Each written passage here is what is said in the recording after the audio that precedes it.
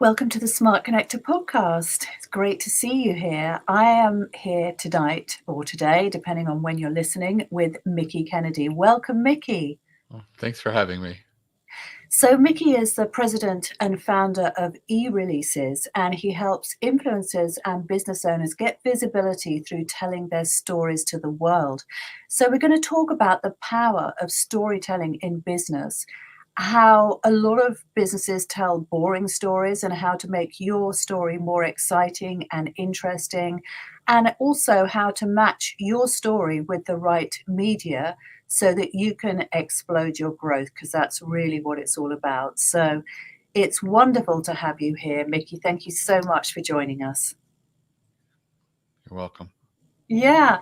So Mickie, let's talk about you before we actually get into talking about the business of storytelling and PR and all of those wonderful things. So tell us a little bit more about you. What's your background and what's your history and how did you come to do what you do now? Right. So I guess around 27 years ago, I was finishing up a MFA in creative writing, specializing in poetry. And my game plan was to be a waiter and write poetry on the weekends and evenings and downtime. And I did that for a summer after graduating. And I realized that it was very taxing being on concrete for 10-hour, 12-hour shifts.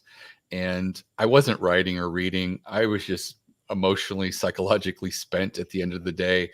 So I just realized I wanted a safe office job. And so I got hired at a telecom research startup as employee number 3. And because I had writing on my resume, albeit it was creative writing, they wanted me to figure out press releases and to write them and send them out to the media. And I did that. And I started to get really good at sort of determining what the media wanted. We published lots of data, but what they were interested in is the stories behind certain data, certain anomalies, certain trends, and things like that. So I would send those out. This was, a long time ago. It was back through faxing, and after a while, we were getting picked up in the Financial Times, Economist, Washington Post, New York Times, all over. And I just said to myself, why aren't more businesses doing this? It's just such a great way to boost revenue for the business as well as credibility in the industry. Everyone knew about us. Everybody was calling and asking for details on how to get access to our products and services. And it was just really a great time. And also a trend that was happening at that time was after I was faxing these releases, some journalists would call and say, could I just email it to them in the future? Because it's easier to work with, especially numbers and data, by copy and pasting rather than a printout from a fax machine. And that's sort of what gave me the idea for building a database of journalists. So I spent about a year in my downtime just contacting journalists and asking if I could add them to my database and send them press releases on their beat.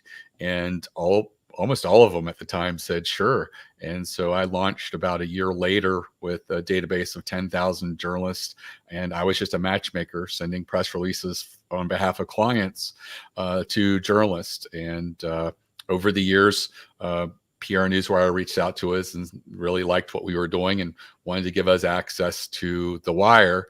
And I was really shocked because at the time they were charging like $1,500 to move a press release nationally. And I didn't think with the budgets that my small businesses and entrepreneurs were working with that we'd be able to work together. But still to this day, all of the distributions that go out through eReleases get a national distribution over the wire and without having to pay anything close to $1,500.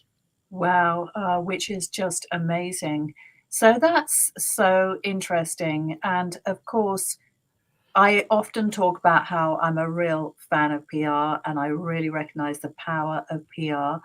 And I just wanted to pick up on something that you said about journalists and about getting a database of journalists, because I think that one of the misconceptions that people have is that it's actually really difficult to get featured in the media. And something that I noticed when our business started doing a bit of PR is that journalists are really hungry, aren't they, for good stories?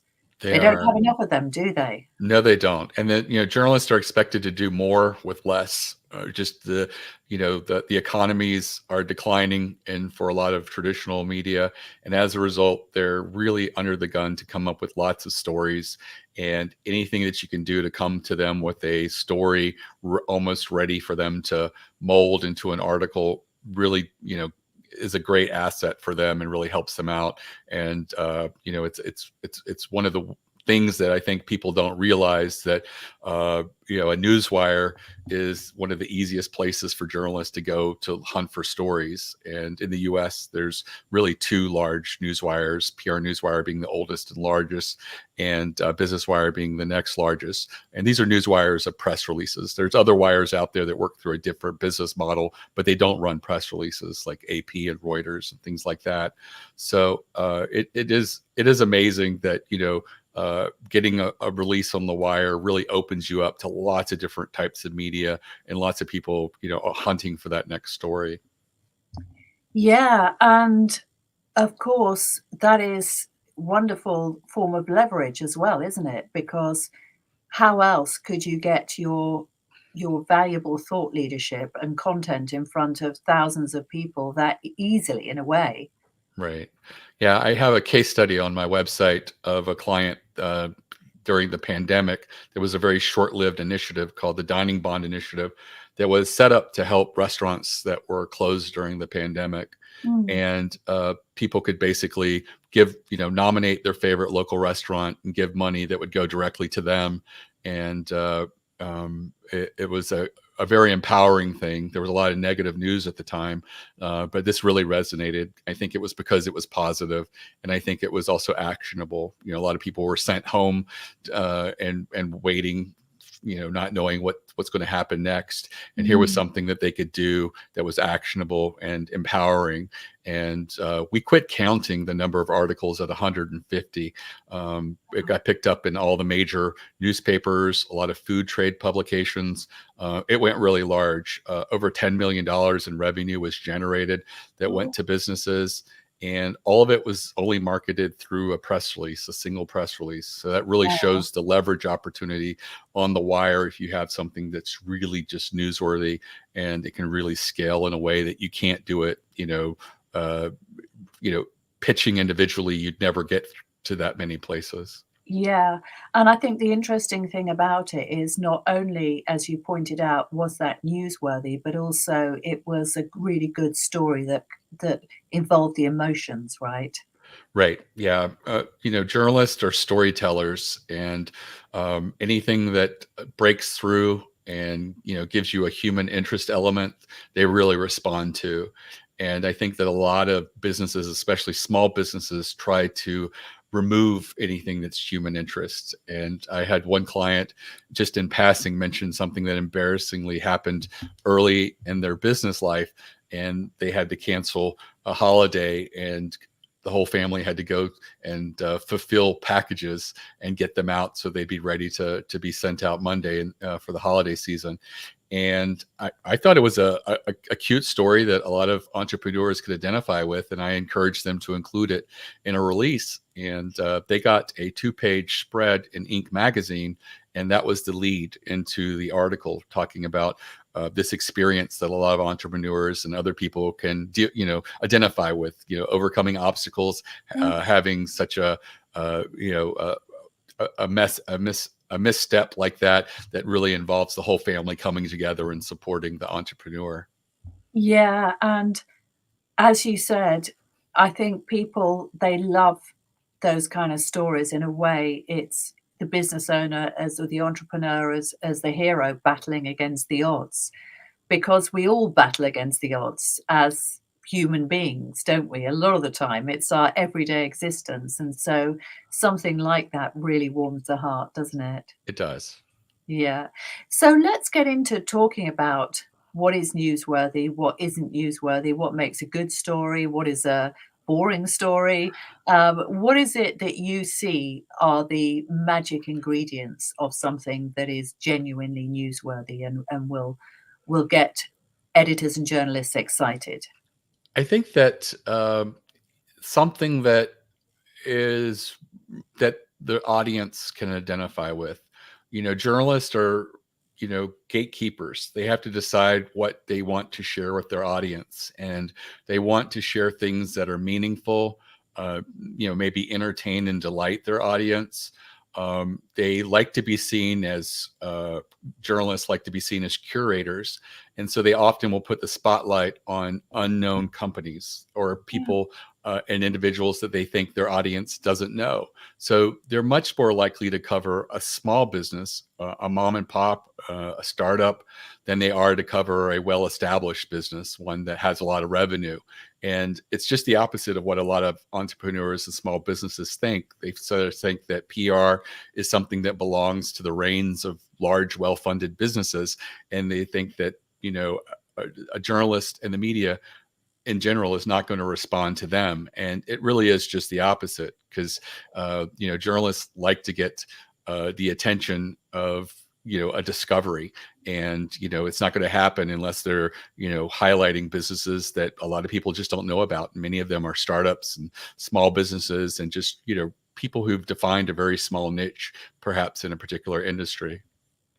And I think people do, they like the strivers, don't they? Most of us like the strivers. We all know about the success stories, don't we? But I think we find it inspiring, don't we, when we meet people on the way up as Yeah, opposed to at the top of the mountain. absolutely. Yeah, okay. Well, that's really makes a lot of sense. And so what I wanted to also ask you about, Mickie, is your broadcast media. For example, getting on television programs. Does being featured in publications lead to other types of media opportunities, like maybe public speaking, paid speaking gigs, or being on TV?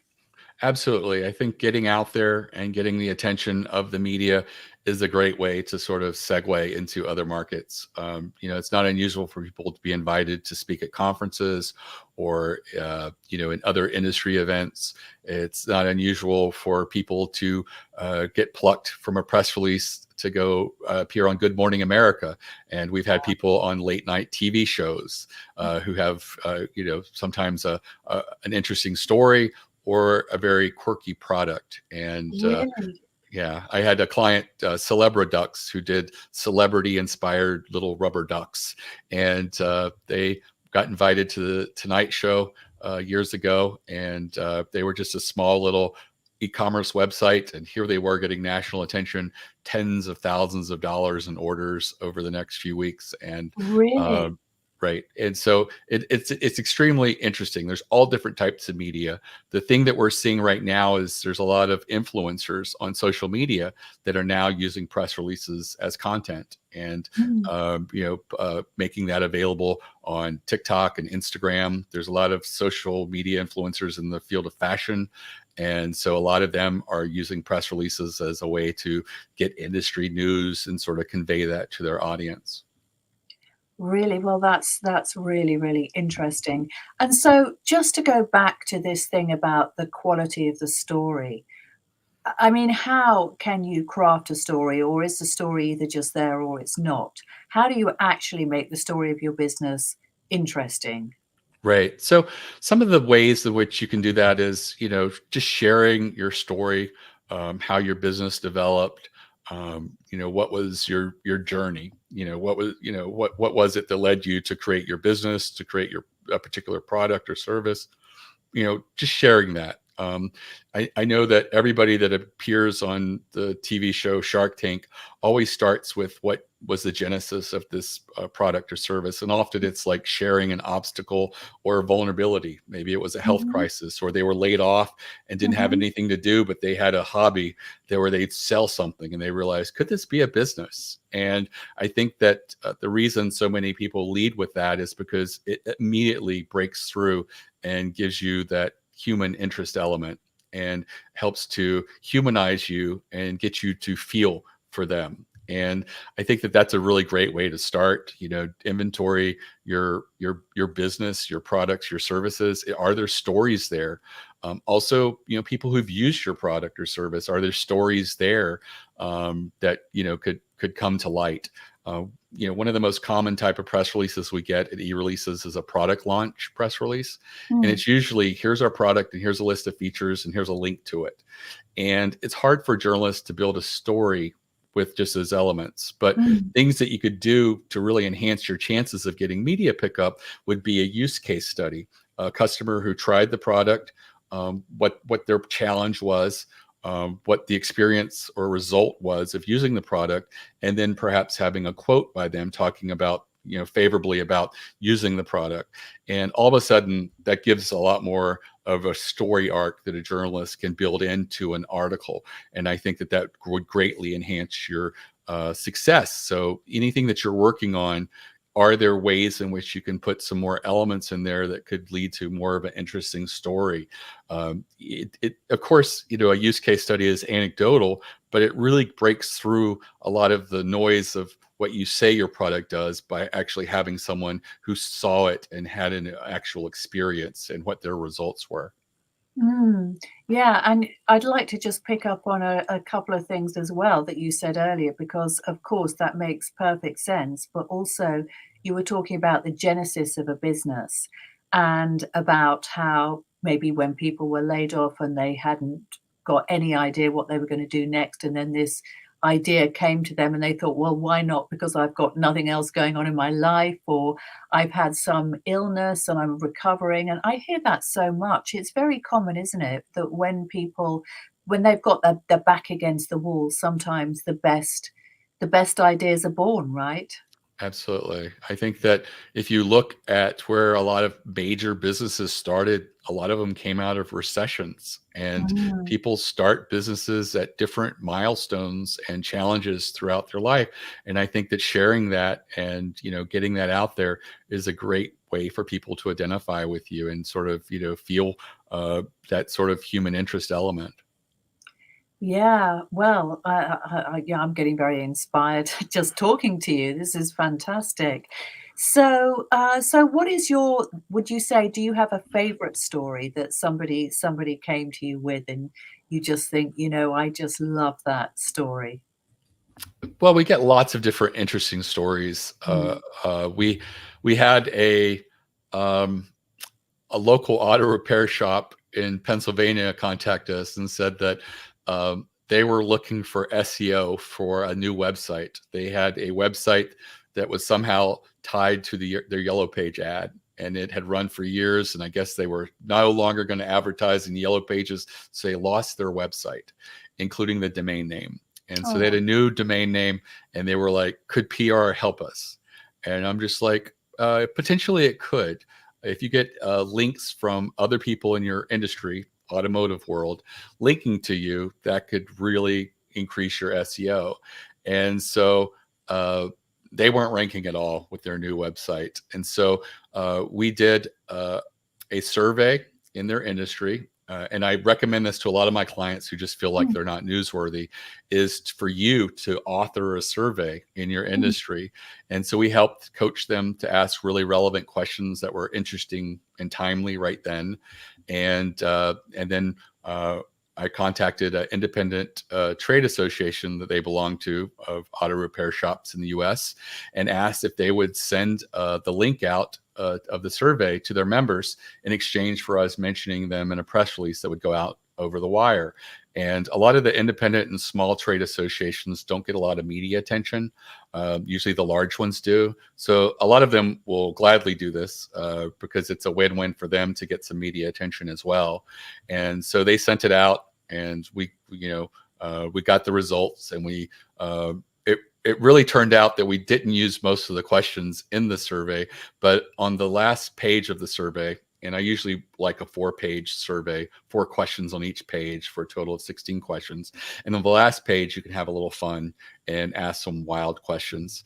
And that way, even if they leave at that point, you've got 75% of their results. And the question we asked on the last page was, what was the strangest thing a client left in their car while being repaired?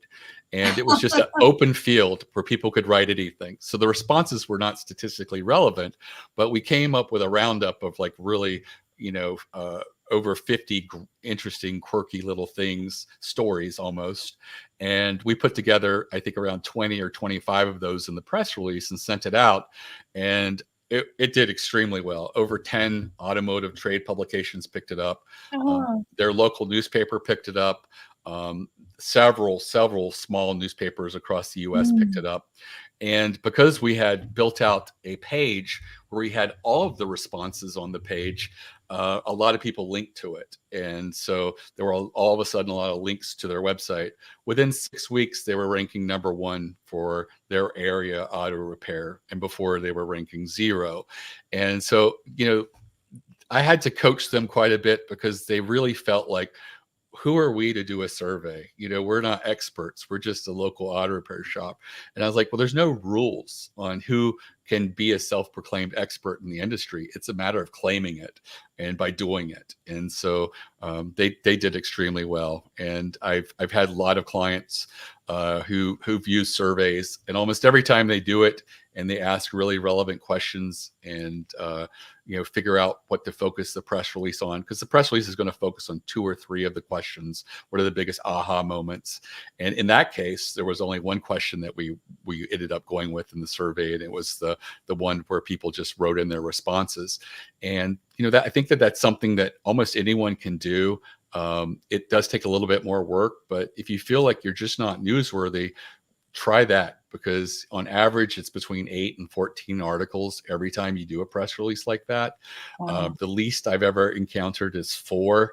And you can ask someone who works at a PR firm, is getting 4 articles from a single PR campaign favorable? They will gladly say yes, because a lot of PR firms will do a series of press releases and pitches and get nothing. And you really have to keep refining and testing and tweaking and until you get that pickup. But here's one that almost always works right out of the bat, and I would really recommend that. Also, knowing that the media loves numbers and data. So anytime that you can author numbers and data, or even take publicly available data and put it together in an interesting way, or use it to bolster your argument, really, builds out a better press release and makes for a better story for a journalist, and, gives them more elements to build out their story arc.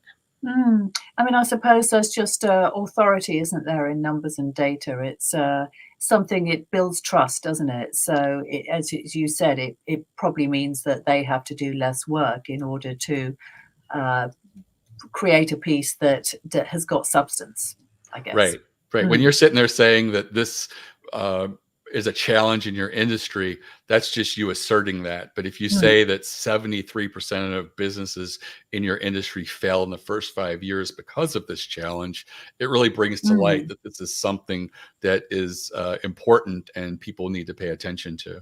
Yeah, okay, okay, well, that sounds good, but the example that you just used, I thought that was absolutely beautiful. What a lovely little twist, very creative and very fun as well, and I'm not surprised that that had such a powerful impact for that little business, because it's such a kind of refreshing thing that nobody really would have thought of for, like, an auto repair shop.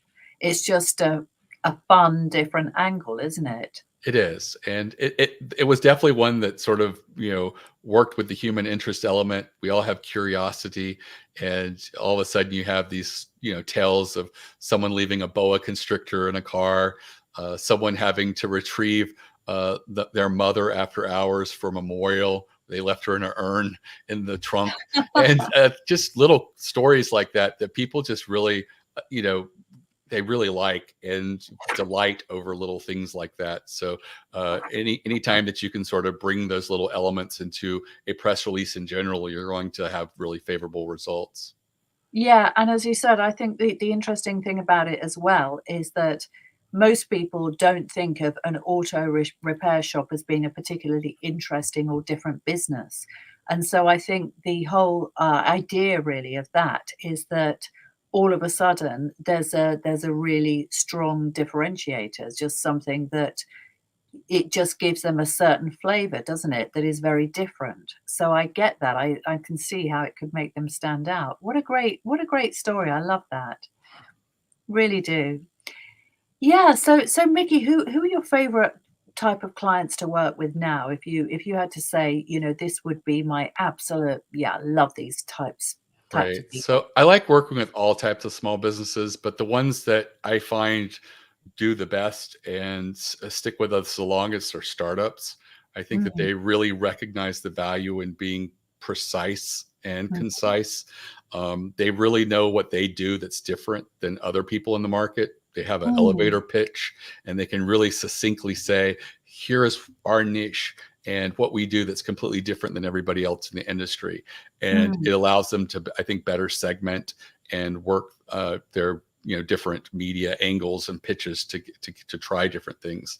And I think that for that reason, they do really well. But I don't think that that they've monopolized that. I think any business that's open to you know testing different things and really refining their messaging and who they are and what their elevator pitch is can do the same thing. It's just a matter of really, looking at your USP or unique selling proposition, figure out what it is that makes you the business that you are and different from everybody else. And, it's your story, it's your data, it's your research. There's so many different avenues that you can take to sort of get there. But a lot of people, I think, don't think about that or just feel like, we have great customer service. That's our USP. Well, what are ways in which we can sort of, make it more tangible? What are some things about your customer service that we can do that will make it stand out? Like maybe you have a library of videos that you use for onboarding. Bring that to the front and share that. I had one client that said they had no USP. They sold something that everybody sold, is just in their local area. And it came out that they had over 150 hours of onboarding videos that showed all these different elements of using this complicated software that was specific to individual uses. And so I told them that we need to mention that on their website. We need to mention that in the press release because, people who are comparing two products that are the same from different vendors are going to pick the cheapest usually. And mm. if you have something that defines you giving added value, they will not necessarily choose the cheapest. They'll choose perhaps you because they know that you're there and you're willing to provide the onboarding support and to get them to be able to actually use the software most effectively. And so, these are things that anybody can work on and allow them to get. Sorry, just my life just fell off. No, I think you're so right. You're really talking about those little unexpected extras, right? Right. Those little differentiators. Yeah, amazing. Yeah. So Mickie, a lot of startups, they think they haven't got the budget for PR, right? Because obviously we all know that when you're starting a business, so many businesses, they're bootstrapping, they're struggling in the beginning because unless somebody is funding your business from day one, then it's hard, isn't it? So how can small businesses afford PR services like yours? Right. So I think if you work with a bona fide PR firm, you can expect to be paying, 20,000 for a year or more. Um, I think that one of the things that you can do to make it much more affordable is to perhaps do it yourself, work with a company like eReleases, where it's just sort of a la carte. You can buy packages and there's a new customer special. Uh, and I think that, most people can build a campaign of 6 to 8 releases working with a company like eReleases for well under $4,000. And that's within the budget of most people. It's, Yeah. is it within your time frame? Can you fit it in? And I think that for a lot of people, it's definitely something that you should, try to fit in, whether Mm, it's, once every other month, once a quarter, as you have major milestones in your business to sort of consider plugging in PR and trying to make it work for you. One of the things that people don't realize is that when you get customers from an article that's been written about you, this, we call it earned media, it's almost like third-party corroboration or social proof. Definitely. It's such a boost of credibility, and it becomes a referral. The customers you get through these types of articles are usually great customers. They're usually not, price sensitive. They're not necessarily looking for the best buy. They had this warm feeling when they read this article and said, this is a company I want to work with. And you can take that article and that link and share it with your social media, put it in front of your customers, share it with your leads. And your leads, there's always some that you're not going to convert, but maybe by putting this article in front of them and they read it, maybe it pushes them over the edge and you're able to convert them. I had one client who was in a local carpet company in New Jersey, and we had a terrible time getting them PR. They were doing one a month. And after 5 months, we reorganized and brainstormed.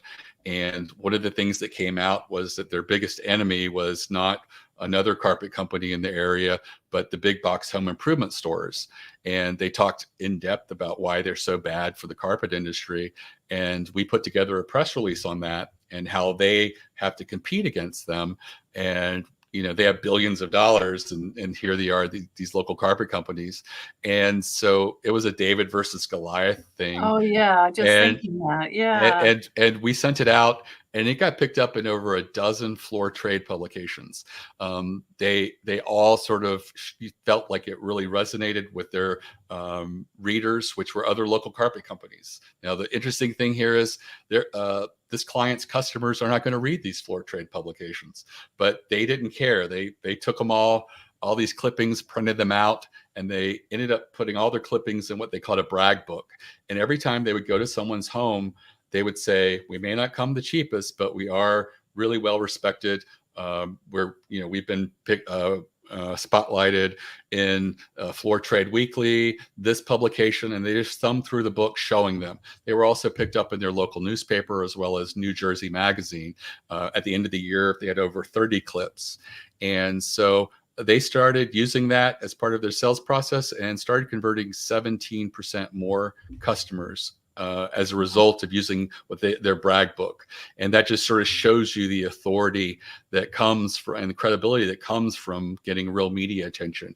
If I'm a homeowner and I've got two people coming to my home and one's $400 more, but they've been recognized nationally and they have this whole book, and New Jersey Magazine, the local papers written about them, I feel much more comfortable giving them my business than the person who's just $400 cheaper. Oh, you're so right. And I often talk to my own clients about this, about the selling environment. In other words, what's happening around you before or at the time of sale or after you've had a in-person meeting or a consultation or whatever. And it's that whole thing of the, as you said, it's the authority, it's the credibility, it's the trust. It's the human interest. It's that thing about renting space in people's brains. I just love that kind of concept, because that's what builds the relationship. You don't always just have to be there in person, do you, doing the face-to-face stuff? If you build out that aura of that you are an interesting, a worthwhile, a valuable business that does it differently, that you care, perhaps even more than other people that do what you do, and people really believe that, it's so powerful, isn't it? It is. Yeah. Okay. Well, Mickie, what a fantastic conversation we've been having today. So if somebody wants to dip a toe in the water, say with your business, what would be the best way for them to start or to reach out to you or whatever? So my website's eReleases.com. All of our social media is there. All of our editors are accessible by email or chat or phone. We have no salespeople. I do have a free masterclass that goes through the strategic types of releases you should be considering. So if you built out a PR campaign of 6 to 8 releases and you followed that, you would be doing much more meaningful releases that would stand a much higher chance of getting media pickup. And it's available for free at eReleases.com/plan, PLAN. It's not a multi-hour course. It's an hour-long video. It's very accessible. And I think it's a great way for anybody who's considering PR to get started. And again, it's eReleases.com/plan, PLAN. Yeah, and we'll certainly put that in the chat as well. So so that's really, really great. And the thing that I love about the concept is that it really is very accessible, isn't it, for small businesses to tap into the power of PR through this, well, this framework and this business model that you've established, isn't it? It is, and it's a place where creativity really is rewarded. So, just Mm. going through an exercise like the free masterclass and auditing your business, you'll probably come up with a brainstorm of a lot of great ideas that are probably creative and outside the box a little bit, and hopefully you'll give those a try. Yeah, and also because we were talking beforehand, if you are a business outside the US as well, then PR is a great way to get into the US market as well, isn't it? It is. It's a great way to sort of cut through the noise and really hone in on your market and get some media attention and recognition within the U.S. market. Yeah. Okay. Well, Mickey, it's been such a pleasure to speak to you today. So if somebody wanted to just reach out to you and just make a connection with you personally, where do you hang out? Where's the best place? LinkedIn's a great place to find Mm. me and reach out to me. And I think that the social media link for LinkedIn on my homepage, eReleases.com, will go directly there. That's amazing. Well, once again, I want to thank you for joining us today, Mickey. It has been a really enjoyable discussion, and I've certainly learned a lot as well. So, thank you so much for creating all that value and talking about the power of storytelling, the power of PR, how actually easy and accessible it is to get into publications and get exposure for your business and increase your sales, through the power of imagination and tapping into this amazing framework and process that you've developed. So thank you so much. Oh, you're very welcome. Bye for now.